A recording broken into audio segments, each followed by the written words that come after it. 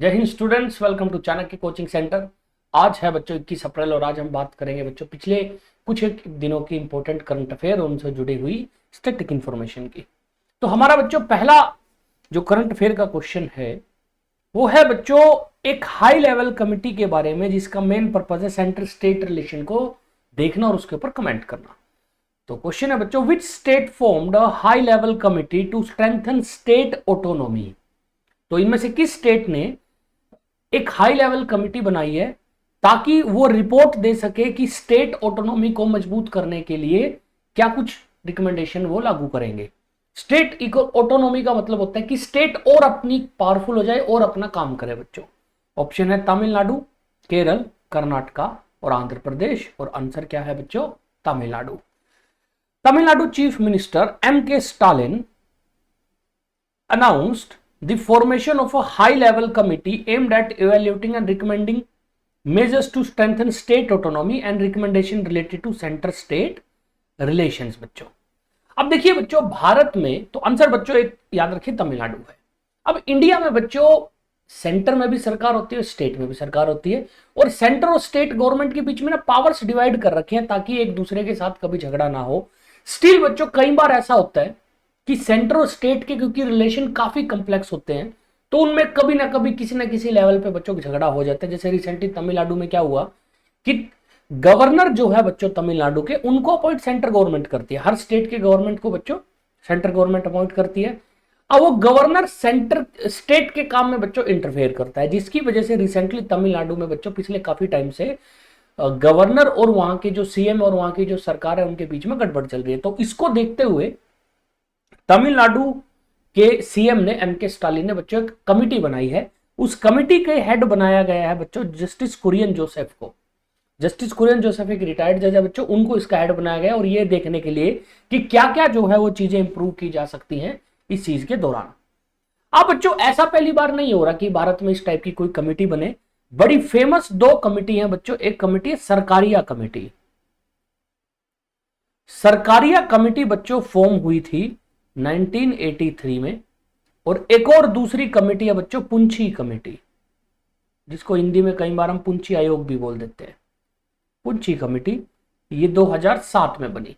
तो ये दो ऐसी कमेटी हैं बच्चों जो सेंटर लेवल पे बच्चों सेंटर स्टेट के रिलेशन को ठीक करने के लिए बनाई गई थी, उसके ऊपर रिकमेंडेशन देने के लिए बनाई गई थी। तो ये होपफुली बच्चों फ्यूचर में कुछ ना कुछ जो है वो आइडिया देगी और उसके ऊपर नेशनल लेवल पे पक्का बच्चों कोई ना कोई डिबेट होगी। ये बच्चों की निश्चित बात है। सेकंड क्वेश्चन है बच्चों, where was the third edition of Indian navy's मेघायान 25 सिंपोसियम हेल्ड बच्चों। तो मेघायान 25 बच्चों जो सिंपोसियम था, जो कि थर्ड एडिशन था बच्चों मेघायान का, वो कहां पे ऑर्गेनाइज हुआ? मुंबई, कोच्चि, विशाखापट्टनम या न्यू दिल्ली? और आंसर है बच्चों नई दिल्ली। अब सिंपोसियम बेसिकली बच्चों होता है कोई कॉन्फ्रेंस या मीटिंग, कॉन्फ्रेंस या मीटिंग। लेकिन बच्चों नॉर्मल मीटिंग और कॉन्फ्रेंस में और सिंपोसियम में क्या फर्क है? सिंपोसियम में मीटिंग किसी पर्टिकुलर बात के ऊपर होती है कि कोई चीज डिस्कस करनी है। The third edition of Indian navy metrological and oceanological symposium मेघायान 25 was held at Nausena Bhavan in New Delhi. The event coincided with the celebration of World Meteorological Day and focus on enhancing collaboration and awareness in marine meteorology and oceanology। तो Indian navy जो है बच्चों उसका आप मान के चलिए सारा का सारा जो फील्ड है बच्चों जिसमें वो काम करते हैं वो सारा पानी है बच्चों। और अर्थ के एटमॉस्फेयर का ओशंस के ऊपर बहुत बड़ा फर्क पड़ता है। तो एक टर्म होती है बच्चों, उसको हम बोलते हैं मीटियोरोलॉजी। मीटियोरोलॉजी होता है बेसिकली बच्चों अर्थ के एटमॉस्फेयर के साथ और ओशन का आपस में क्या कोऑर्डिनेशन है, कैसे चीजें बदलते हैं, उसकी स्टडी को। और वर्ल्ड मीटरोलॉजिकल डे हालांकि बच्चों बहुत पहले सेलिब्रेट करते हैं, ये हर साल 23 मार्च को सेलिब्रेट होती है बच्चों, जिस दिन बच्चों भारत में शहीद दिवस में मनाते हैं हम। तो वो थोड़ा सा लेट सेलिब्रेट हुआ और क्योंकि नेवी के लिए बच्चों ओशन और सी बहुत इंपॉर्टेंट है और वहां पे तूफान कैसे आ रहा है, वहां पे क्लाइमेट मौसम इस टाइम कैसा है, ताकि वो नेवी शिप काम ऑपरेट कर सके। तो इसको लेके नेवी के बच्चों जो बड़े बड़े ऑफिसर हैं और जो कंसर्न डिपार्टमेंट के लोग हैं वो आपस में आके फ्यूचर के रिगार्डिंग डिस्कस करते हैं कि कैसे इंडियन नेवी को और अच्छा बनाया जा सकता है। और यही जो है सिंपोसियम, इसको बोलते हैं बच्चों मीटरोलॉजिकल एंड ओशियोलॉजिकल सिंपोसियम, मेघायान जो इसका नाम रखा हुआ है। और इस बार ये कहां हुआ बच्चों? इस बार ये हुआ नई दिल्ली में। नेक्स्ट बात करते हैं बच्चों, आपने बच्चों एटीएम तो बहुत देखे होंगे, बट शायद आप लोगों ने कभी ट्रेन में एटीएम नहीं देखा होगा। रिसेंटली बच्चों इंडिया में ट्रेन में एटीएम लगा है। तो which bank has become the first bank in India to install an ATM on train in India? कि भारत का वो कौन सा पहला बैंक है जिसने ट्रेन के अंदर एटीएम लगाया है? तो बच्चों अगर आपको एटीएम नहीं पता, एटीएम की फुल फॉर्म होती है ऑटोमेटिक टेलर मशीन।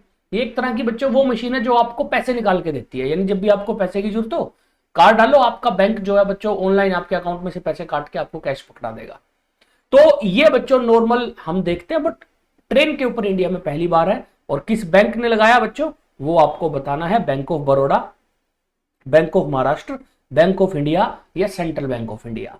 अब इनमें से बच्चों कोई भी इतना बड़ा बैंक नहीं है। जैसे बच्चों मेन जो बैंक जनरली हम पढ़ते हैं, या तो एचडीएफसी होगा या एसबीआई होगा या पंजाब नेशनल बैंक होगा, बट आंसर हमारा इसमें क्या है बच्चों? Bank of Maharashtra. The India's first ever on board train ATM was installed in Manmad CSMT Panchavati Express. तो ट्रेन का नाम है पंचवटी एक्सप्रेस, और ये मनमाड एक जगह है महाराष्ट्र में, और सीएसएमटी छत्रपति शिवाजी महाराज टर्मिनस मुंबई में एक ये रेलवे स्टेशन है, इसके बीच ये ट्रेन चलती है महाराष्ट्र के अंदर। और इसी में बैंक ऑफ महाराष्ट्र ने बच्चों एक एटीएम लगाया है। This innovative step by Indian railway is part of trial initiative aimed at enhancing passenger convenience and generating additional non fair revenue. तो बैंक ऑफ महाराष्ट्र ने इंडियन रेलवे के साथ मिलकर बच्चों ये जो है इनिशिएटिव लिया। क्यों लिया? ताकि बच्चों एक तो रेलवे को भी फायदा हो। रेलवे को क्या फायदा होगा? रेलवे क्योंकि बच्चों एटीएम चला रहा है बैंक, तो रेलवे को पैसा आएगा बच्चों। दूसरा, पैसेंजर के लिए आसान हो जाएगा, क्योंकि जनरली जो लोग ट्रेन में ट्रैवल करते हैं बच्चों, उनको पैसा चाहिए होता है इधर से उधर क्योंकि वो जा रहे होते हैं, तो उनके लिए भी बच्चों आसान हो जाएगा। अभी ये एक बच्चों ट्रायल बेसिस पे है, अगर ये ठीक रहेगा तो रेलवे बच्चों इसको आगे भी एक्सटेंड करने की सोच रहा है। The ATM was carefully secured using a rubber pad and bolt to withstand the movement of train and ensure operational safety during the journey बच्चों। प्लस इसको एक एसी कंपार्टमेंट में रखा गया बच्चों, ताकि क्योंकि बच्चों गर्मी बहुत पैदा करती है मशीन, तो वो भी काम हो सके। यहां से बच्चों एक सवाल, एक बहुत बढ़िया आपको ना स्टैटिक फैक्ट पता होना चाहिए कि इंडिया में जो फर्स्ट एटीएम आया था वो आया था बच्चों 1987 में। 1987 से पहले एटीएम इस्तेमाल नहीं होते थे। और जो बैंक लेके आया, शायद आप लोगों ने उसका नाम कम सुना हो बच्चों, HSBC, Hong Kong and Shanghai business corporation bank था, और ये मुंबई में था बच्चों। और उसके बाद बच्चों भारत में अगले साल के अंदर अंदर कुछ 1000 एटीएम लगे। आज सिचुएशन है भारत में करीब 3 लाख एटीएम है बच्चों अलग अलग जगह पे। तो याद रखिए बच्चों, भारत का पहला रेल के ऊपर या ट्रेन के ऊपर बच्चों जो एटीएम लगाया वो बैंक ऑफ महाराष्ट्र ने पंचवटी एक्सप्रेस में लगाया है। नेक्स्ट बच्चों बात करते हैं, where was the 15th BRICS summit, जो कि एग्रीकल्चर मिनिस्टर मीटिंग थी बच्चों, उसको ऑर्गेनाइज किया गया। यानी 15th BRICS agriculture minister meeting को कहां पे ऑर्गेनाइज किया गया? ब्राजील में, चाइना में, इथियोपिया में या रशिया में? आंसर है हमारा ब्राजील बच्चों। तो चलिए बात करते हैं। Union agriculture minister Shivraj Singh Chouhan attended the 15th BRICS Agriculture Ministers Meeting which was held in Brasilia, Brazil. Brasilia basically Brazil की जो है बच्चों कैपिटल है। Ahead of that, Union Minister met with 27 member of Brazil Agri Business Community in Sao Paulo बच्चों। Sao पालो वहां की एक और इंपॉर्टेंट शहर है बच्चों। तो इंडिया के जो एग्रीकल्चर मिनिस्टर शिवराज सिंह चौहान, वो बच्चों वहां पे ब्रिक्स एग्रीकल्चर मिनिस्टर मीटिंग में गए। उससे पहले वो वहां की बच्चों एग्रोनॉमिस्ट बिजनेस जो लोग हैं वहां, उनसे भी बच्चों उनकी मुलाकात हुई। अब बच्चों ये है क्या? ब्रिक्स एग्रीकल्चर मिनिस्टर मीटिंग क्या है? तो आपको पता होगा बच्चों, आज के दिन दुनिया में एक इंटरनेशनल ऑर्गेनाइजेशन है जिसको बोलते हैं बच्चों ब्रिक्स प्लस, और ब्रिक्स प्लस के टोटल 10 मेंबर हैं। अब ये जो मेंबर जो है बच्चों ओरिजिनली ये 10 नहीं थे, शुरू में बच्चों सिर्फ 4 देश थे, BRIC ब्रिक। तो ओरिजिनली बच्चों साल 2009 में एक ऑर्गेनाइजेशन बनी जिसका नाम था ब्रिक बच्चों, BRIC ब्रिक। बी मतलब ब्राजील, R मतलब रशिया, I मतलब इंडिया और C मतलब चाइना। उसके बाद 2011 आया बच्चों, 2011 में ब्रिक्स हो गई। इसमें बच्चों एक और देश ऐड हो गया जिसका नाम था साउथ अफ्रीका। अब बच्चों ये ब्रिक्स बने थे बच्चों, एक जगह है यकतरिनबर्ग, यकतरिनबर्ग बच्चों, ये रशिया में है। और ये जो 2011 में समिट हुआ था ये था सानिया में, चाइना में हुआ था, सानिया में समिट हुआ। उसके बाद से बच्चों ये पांचों देश जो हैं ये एक दूसरे के साथ मिलकर बच्चों मीटिंग करते रहे, जिसको बोला गया ब्रिक्स समिट बच्चों।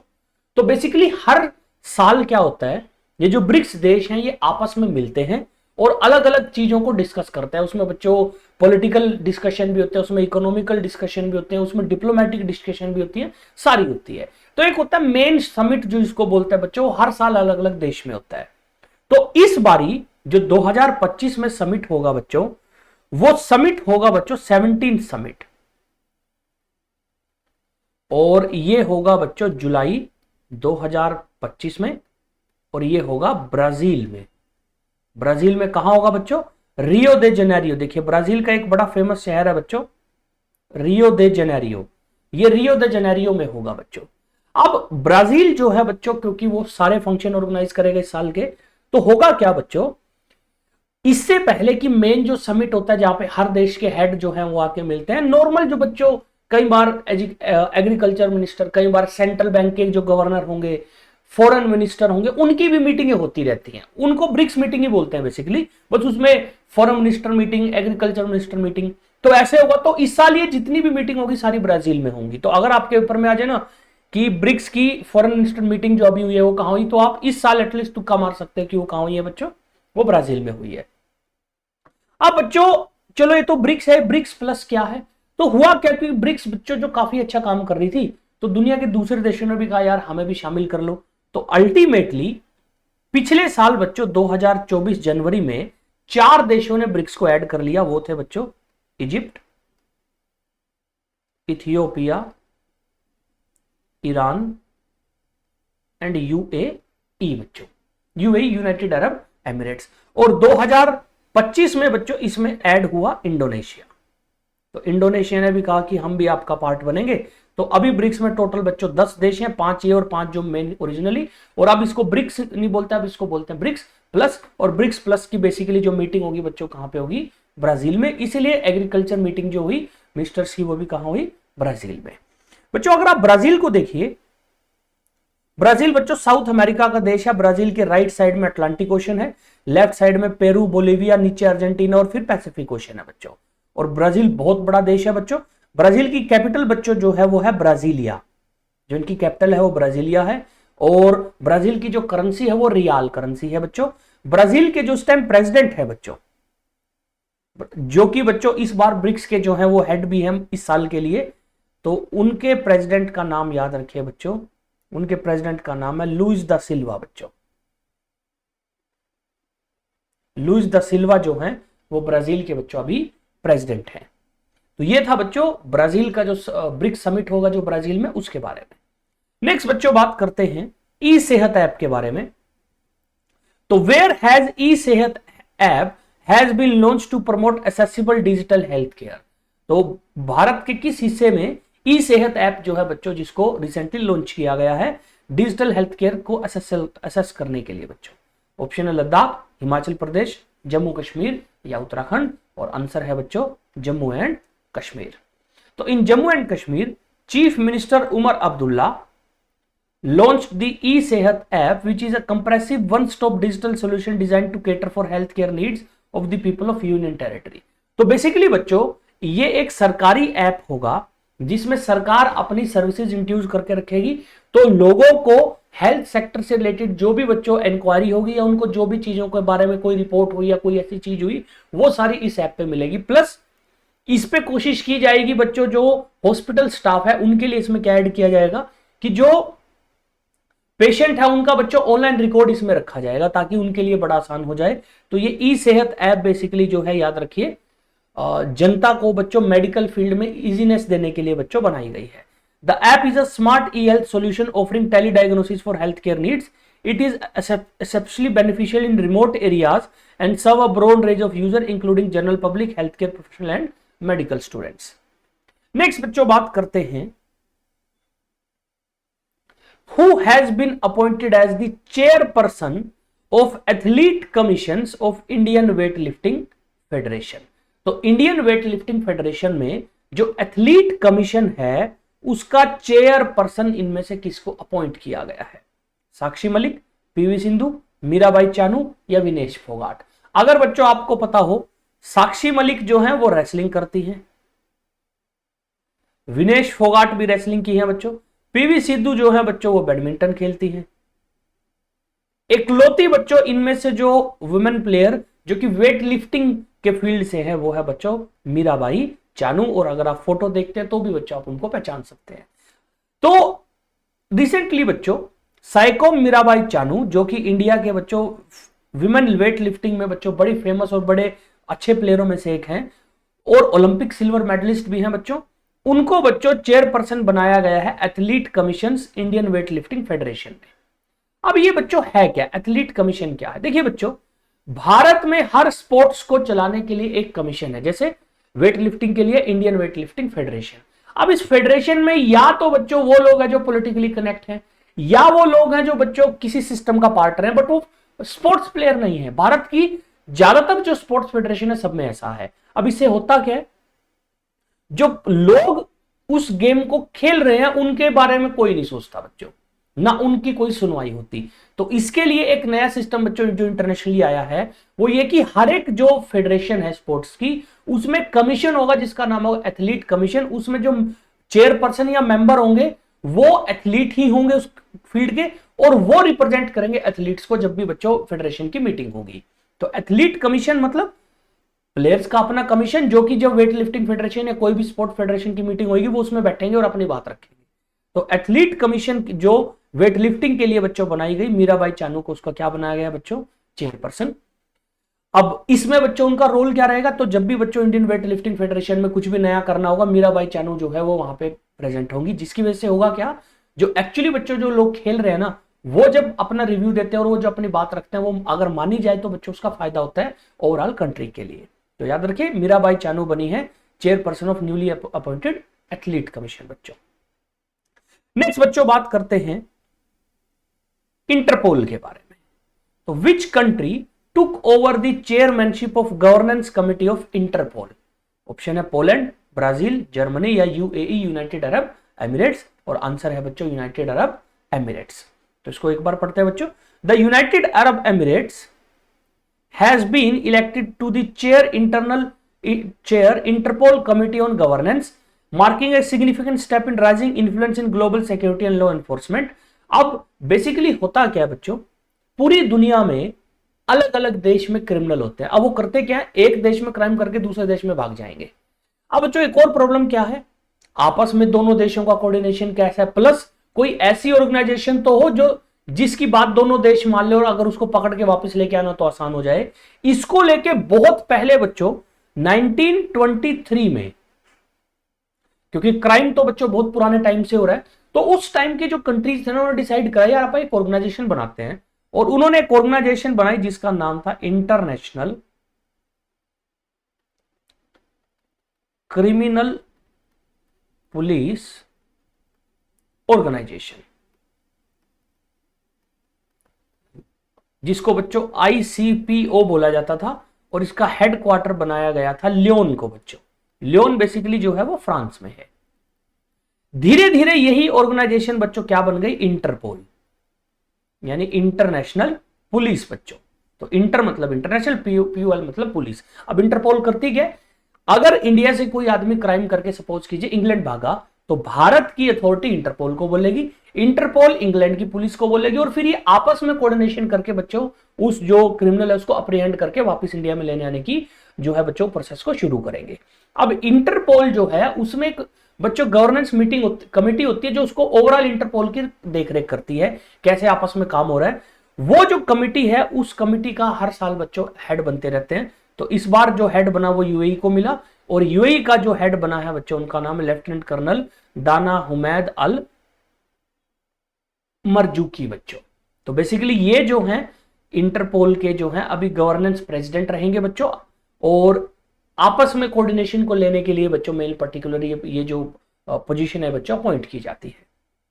ठीक है, तो ये था बच्चों इंटरपोल और इंटरपोल की जो कमिटी ऑन गवर्नेंस है उसके बारे में। नेक्स्ट बात करते हैं बच्चों headquarter of international big cat alliance. तो where the headquarter of international big cat alliance will be established, हालांकि अभी हुआ नहीं है, कहां पे होगा? तो ऑप्शन है बच्चों नेपाल, तंजानिया, थाईलैंड या इंडिया। तो इंटरनेशनल बिग कैट अलायंस को का हेडक्वार्टर कहां पे एस्टेब्लिश होगा? आंसर है बच्चों इंडिया। तो Government of India and International big cat Alliance signed the headquarter agreement in New Delhi. The agreement was signed by Shri P. Kumaran, Secretary of Minister of External Affairs, and Dr. S. P. Yadav, Director General of IBCA. अब इस agreement में क्या है? The agreement provides for India to be the host for IBCA headquarter and secretariat, and it entails necessary provision to enable IBCA to meet its intent objective and also for efficient discharge of its official function. तो basically IBCA का headquarter और secretary दोनों India में बनेंगे, और जो बच्चों एक इंटरनेशनल ऑर्गेनाइजेशन के लोगों को पावर और इम्यूनिटी मिलती है वो इनको मिलेगी जब वो इंडिया में बच्चों अपना काम करेंगे। अब बच्चों ये है क्या इंटरनेशनल बिग कैट अलायंस? तो बिग कैट बेसिकली बोला जाता है बच्चों जो बिल्ली की बड़ी प्रजातियां होती हैं, जैसे टाइगर, लायन, लेपर्ड और चीता बच्चों। अब बच्चों दुनिया भर में जहां जहां पे बच्चों ये बिग कैट स्पीशीज मिलती है ना, इनका शिकार किया गया, जिसकी वजह से इनकी पॉपुलेशन कम हुई पूरी दुनिया में। फिर इनके कंजर्वेशन को लेकर काम चल रहा है। ऐसे ही बच्चों हमारे देश में प्रोजेक्ट टाइगर शुरू हुआ था, जिसमें मेन सरकार का मोटिव था कि टाइगर्स को बचाया जाए, और ये 1973 में शुरू हुआ। तो 2023 में इसके 50 साल पूरे हो गए बच्चों, 50 ईयर्स ऑफ प्रोजेक्ट टाइगर।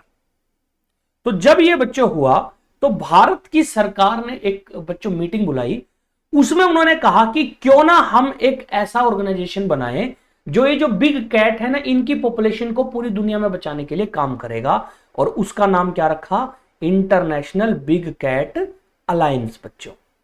अब इंटरनेशनल बिग कैट अलायंस सिर्फ इन 4 को नहीं, उसके अलावा बच्चों एक होता है उसको बोलते हैं स्नो लेपर्ड, उसके अलावा एक होता है बच्चों प्यूमा, ठीक है, तो ये जो है, और एक है जगुआर बच्चों। तो इसके अंदर टोटल 1 2 3 4 5 6 7 अलग अलग जो बिग कैट हैं वो उनकी स्पीशीज आती है। उनको क्योंकि पूरी दुनिया में अलग अलग जगह मिलते हैं, तो इनको बचाने के लिए बच्चों इंटरनेशनल बिग कैट अलायंस बना। अब ओरिजिनली 27 देशों ने कहा कि हाँ हम इसका मेंबर बनेंगे, बट अभी तक सिर्फ 5 देश बने हैं, इंडिया जिनमें से एक बड़ा देश है, बाकी छोटे छोटे देश है बच्चों। अब क्योंकि सारा ही काम इंडिया कर रहा है तो इसलिए बच्चों इसका हेडक्वार्टर भी कहां बन गया? इंडिया में। नेक्स्ट बच्चों बात करते हैं which state has become the first in India to launch online permanent Lok Adalat services. India का वो पहला कौन सा स्टेट है जिसने recently online permanent Lok Adalat services शुरू कर दी है? ऑप्शन है तमिलनाडु, महाराष्ट्र, कर्नाटक या केरला, और आंसर है बच्चों Kerala. In a ground breaking move to enhance access to justice, Kerala has become the first state in India to introduce online case filing and virtual hearing of permanent लोक अदालत बच्चों। तो आंसर क्या होगा? केरला बच्चों। अब बच्चों ये है क्या? लोक अदालत क्या है? देखिए बच्चों भारत में आपको पता है कोर्ट के ऊपर प्रेशर कितना है, बहुत सारे केस बच्चों क्योंकि पॉपुलेशन ज्यादा है कोर्ट में आते रहते हैं। तो भारत में काफी समय पहले एक बच्चों एक बेसिक सा फंडा आया कि क्यों ना ऐसा करें, कोर्ट में केस आने से पहले उस केस को निपटा दें। जैसे बच्चों मैं और कोई दूसरा आदमी हमारे बीच में झगड़ा है, अब हम केस को फाइल करने कोर्ट में जाएंगे, तो कोर्ट में फाइल करने से अच्छा है क्यों ना एक जज के सामने बैठ के दोनों पार्टी आपस में मामले को डिस्कस करें, जज उनका सॉल्यूशन करे कि तुम ऐसा कर लो, और अगर ये ठीक लगता है तो क्योंकि बच्चों जज है, जज की बात लोग मानेंगे और जज का ऑफिशियल ऑर्डर जो होगा वो माना जाएगा एज अ जो बच्चों कोर्ट में जज देते सेम माना जाएगा। तो इसको बोला गया लोक अदालत। लोक अदालत मतलब लोगों की अदालत, और ये बच्चों सिविल केस सुनती है, क्रिमिनल केस नहीं, सिविल केस। सिविल केस मतलब प्रॉपर्टी का झगड़ा हो गया, हस्बैंड वाइफ का झगड़ा हो गया, इस टाइप के बच्चों की केस सुनती है। तो केस कोर्ट में आए उससे पहले अगर केस सुलझ जाए ना तो बहुत आसान हो जाता है। तो इसलिए बच्चों भारत में लोक अदालत सिस्टम शुरू किया गया, और इसको देखते हुए बच्चों भारत में एक ऑर्गेनाइजेशन बनी जिसका नाम था नालसा। नालसा अब बनी बच्चों 1995 में। नालसा है नेशनल लोक अदालत सर्विस अथॉरिटी बच्चों। और उसके बाद से भारत में लोक अदालत लगनी शुरू हुई। हर बच्चों स्टेट में डिस्ट्रिक्ट वाइज लोक अदालत लगती है। और बेसिकली इसमें होता क्या है, जो छोटे छोटे मामले हैं जो कि कोर्ट से बाहर सेटल किए जा सकते हैं वो होते हैं। बट परमानेंट लोक अदालत भी है भारत में, जो कि बच्चों कोर्ट वाले काम ही नहीं करती, वो लोक अदालत का काम करती है। बट बच्चों ये सारा ऑफलाइन था। केरला ने इसको सबको ऑनलाइन कर दिया कि अब फाइलिंग भी ऑनलाइन होगी और विजुअल हियरिंग यानी ऑनलाइन ही आपस में बैठ के मामले को डिस्कस कर लेंगे। This initiative is led by Kerala state legal service authority KELSA, aims to simplify legal process specially for marginalised communities and rural residents. क्योंकि बच्चों जो दूर लोग रहते हैं, अब वो कोर्ट में आएंगे, उनके पैसे खर्च होंगे, तो वहीं के वहीं सेंटर बनाएंगे और वहीं के वहीं बच्चों उनकी हियरिंग जो है वहां पे करवा दिया करेंगे। तो ये बच्चों केरला का एक बहुत अच्छा डिसीजन है भारत में जुडिशियल सिस्टम को और इंप्रूव करने के लिए। नेक्स्ट क्वेश्चन है बच्चों बिलियर्ड्स के बारे में।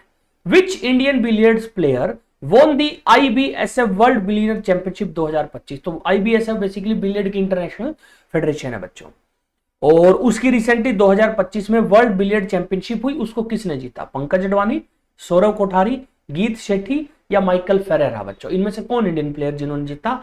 आंसर है बच्चों सौरव कोठारी। तो इंडियन क्यूइस्ट बेसिकली बिलियर्ड खेलने वाले लोगों को बोल देते हैं बच्चों। Sourav Kothari clinch 2025 IBSF world billiard championship title with an epic victory over multiple time winner Pankaj Advani. तो उन्होंने फाइनल में जिनको हराया बच्चों वो भी इंडिया के ही प्लेयर थे, जिनका नाम था पंकज अडवाणी। और ये बच्चों जो चैंपियनशिप हुई थी ये आयरलैंड में हुई थी, ठीक है। और 725 और 480 बच्चों इस स्कोर डिफरेंस के साथ बेसिकली जो है वो सौरव कोठारी ने ये टाइटल जीता। कमाल की बात बताऊं, पिछले सीजन पंकज अडवाणी जीते थे, सौरव कोठारी नंबर 2 पे थे। उससे पिछले सीजन पंकज अडवाणी जीता, सौरव कोठारी नंबर 2 पे थे, उससे पिछले सीजन भी। अब बच्चों वर्ल्ड बिलियर्ड चैंपियनशिप की एक आपको बड़ी कमाल की बात बताता हूं। ये बहुत पुरानी लीग है बच्चों, काफी बीच में काफी साल नहीं हुई, फिर हुई। आप यकीन नहीं करोगे बच्चों, आज तक इसको सबसे ज्यादा बार इंडियंस ने जीता है, 27 बार बच्चों। जितनी बार हुई 27 बार में हमने जीती। और एक और बच्चों कमाल का फैक्ट क्या है, इस 27 टाइम्स जो इंडिया ने जीता है, 18 टाइम एक सिंगल आदमी ने जीती है बच्चों, पंकज अडवाणी ने। तो पंकज अडवाणी जो है बच्चों वो इंडिया के बिलियर्ड्स के सचिन तेंदुलकर या विराट कोहली हैं, जो बड़े सबसे फेमस हैं। और ये जो है बच्चों सौरव कोठारी है, ये आज के दिन इंडिया के दूसरे सबसे बेहतरीन प्लेयर हैं जो बच्चों बिलियर्ड्स में इंडिया को रिप्रेजेंट करते हैं, ठीक है। तो ये था बच्चों आज का हमारा करंट अफेयर। मिलते हैं बच्चों आपसे कल की क्लास में। जय हिंद, जय भारत।